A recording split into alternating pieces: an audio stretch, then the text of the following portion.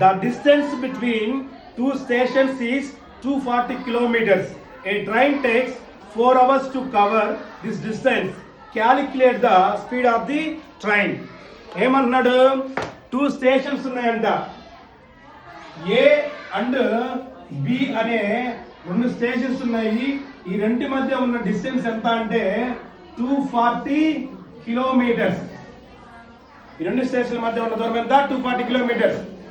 ఈరోజు ఏ నుంచి బికి వెళ్ళడానికి ఆ ట్రైన్ తీసుకున్న టైం ఎంత? 4 అవర్స్.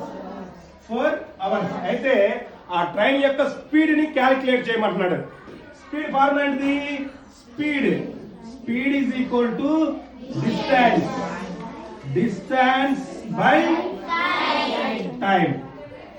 స్పీడ్ ని మనం బి అనుకుంటే ఎంత? డిస్టెన్స్ ఎంత? 240 కిలోమీటర్స్. ఎంత టైంలో? 4 అవర్స్. కాబట్టి యూనిట్స్ పక్కన రాసేసుకుందాం. Kilometre per hour. ఇప్పుడు 4 తో ఇక్కడ ఏం చేస్తాం?